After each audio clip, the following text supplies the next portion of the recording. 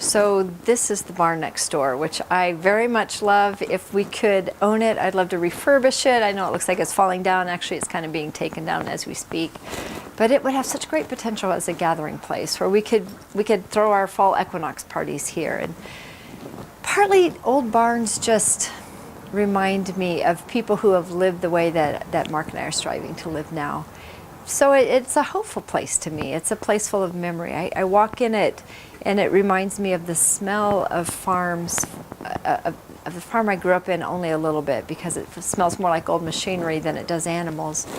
But Mark thinks I'm kind of crazy to think it could be refurbished at all. He thinks I'm a hopeful optimist when it comes to that. But look at it. It's got such great potential.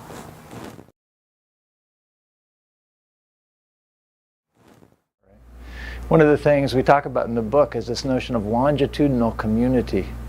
When we talk a lot about community these days, and it's great. I mean, the relationships in our lives are so important. But there's also this idea that community goes back before us, and it extends out generations ahead of us as well. This is an old barn that Lisa loves, and I'm convinced it's just going to fall down any moment. But it speaks to some people that went before us, some other time, and the soil does the same thing. There's the soil that we farm today is affected by the generations that have come before us, and how we farm will affect the generations that come after us. All of this part of community, a community that extends through time and affects us and our children and our grandchildren just as surely as it affected our parents and our grandparents and the generation before them.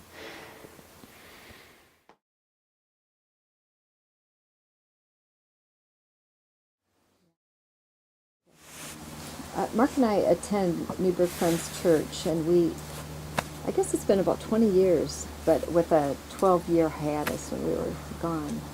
Part of what drew us back to Oregon when we chose to return here 6 years ago was being able to go back to our Quaker roots, as short as they were according to most Quakers, I suppose. And the values of simplicity, caring for the earth being foundational, primarily issues about justice, that was so key to Quaker testimonies, and that resonated with us quite a bit.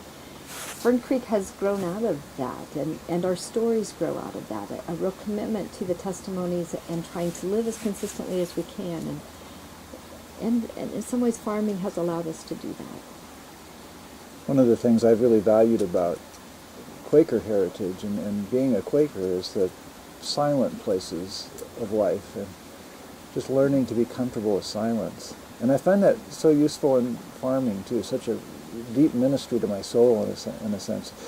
It doesn't get much better for me than being out at 6 or 6:30 on a summer morning with a hoe in my hand and sort of just hoeing the weeds in the garden and enjoying the beginning of a new day and having it quiet. Except maybe for a rooster that's crowing in the background, or some sounds from our chickens, or something like that. But just the open spaces of quiet has come to mean an awful lot to me. One of the places that I crafted, I've got a path that goes through the woods, and I would go stand at this particular point, and eventually decided to put a bench there. So Mark helped me kind of craft this bench. I call it the alcove, and it's just my sitting place. It's a quiet place in the summertime that is pretty much encased in leaves, and it's a very peaceful place to be. Whether I pray or meditate or just listen, it's one of those quiet places for me. One of the things I've always valued about Lisa is she reminds me about this notion of being and not just doing. Both of our lives are very full, and I tend to sometimes start thinking about all the things there are to do, but one of the nice things about Lisa is her reminding me to come down and take a nap in the hammock with her in the afternoon, or to come sit with her by the creek as the one she's talking about just now. Just finding those places to be and not just to do more.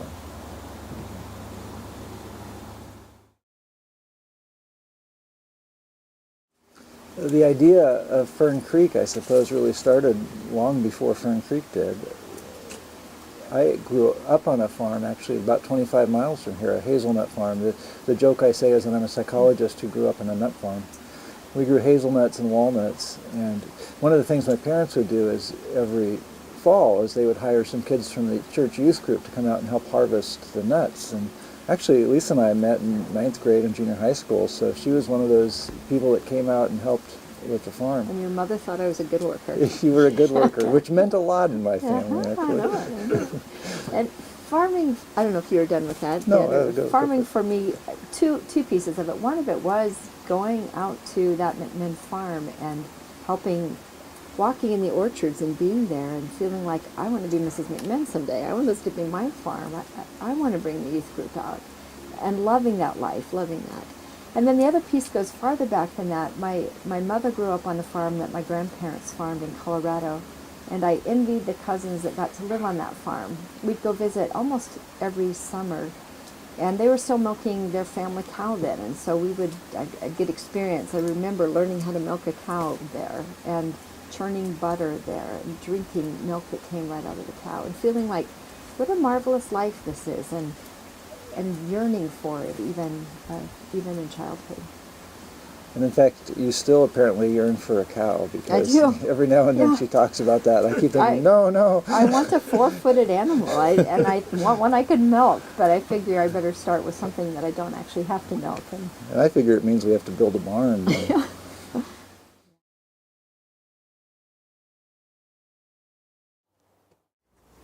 One of the questions that could be asked is what this book has to offer for someone who doesn't have 5 acres to farm.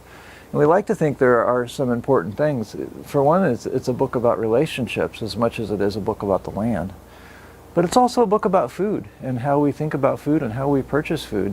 One of the things I like to think about is that every time I go to the grocery store and buy a product and it gets scanned across, the barcode gets scanned across that scanner, I'm essentially making a vote. I'm saying this is an important food that ought to be available to us. And in essence, what we want to do is promote the idea of local food, of fresh food, of just food that really provides the best possible circumstances for those who produce it.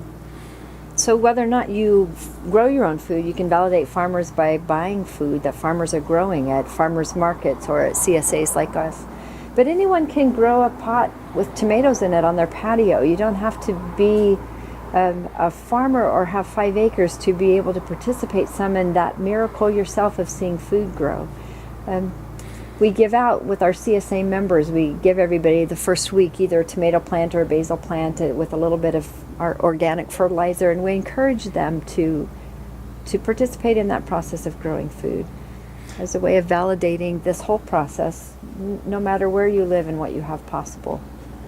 Not everyone can grow a fresh Oregon strawberry like we can here, which is about as good as it gets. But everywhere there's something to grow that's amazing, that's fresh, that's local, that's delicious. And we want to encourage that.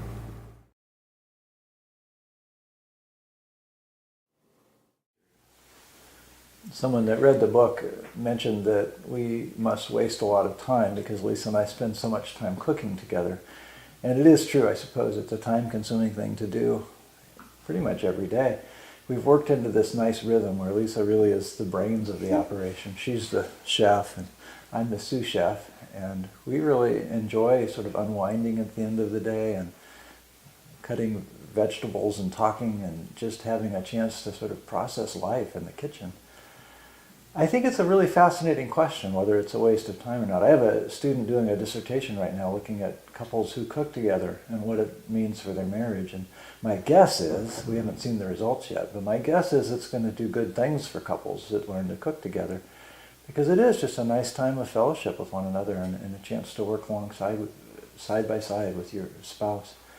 So we don't really think of it as a waste of time. We think of it as just one of those parts of the daily rhythm of life that's really very comforting and good and healthy, and at the end of it we sit down and have this amazing meal.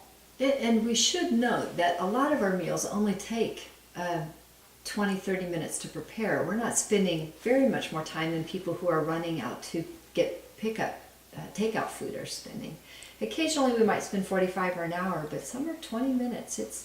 It's not that much time. I think it's a little bit of a myth that cooking your own food takes an inordinate amount of time. That long. We have some meals that really are 20-minute meals or 30-minute meals to prepare, and we still sit down and feel amazed at how good the quality of the food is. So sometimes we spend a long time. We tell a story in the book about an equinox party where we really spend almost all day cooking a meal and then celebrating it with friends. But a lot of times it's way quicker than that, and we're busy people. It allows us to sort of fit it into our lifestyle and still cook together.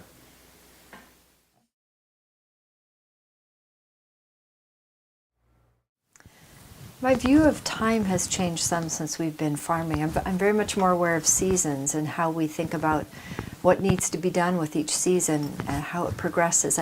I'm aware of the cycles of life more profoundly too, as we get chicks as baby chicks, and then in 20 weeks they're laying eggs for us. There's an awareness of time that I realize farmers have always been far more aware of. I'm also seeing it's kind of an interesting time to be thinking about it. I'm shifting some of my focus at work and becoming a writer of residence actually at George Fox, so that I can free up teaching time to do more with farming, more with writing, more with speaking, and more with my grandchildren. I want to teach them how to bake bread. I want to have them dig in the dirt alongside me. And so I'm very, time is fleeting, time is precious. I want to be very intentional about how I think about it. Every 5 years, this is a 5-year chunk for us. It seems like life is different. You move through having toddlers, and all of a sudden they're in school, and your children in high school, and then they're gone, and you have grandchildren. So it's every 5 years we think about time differently. And this has been a very good paying attention to time and being very thoughtful at this season. How do we want to be spending it?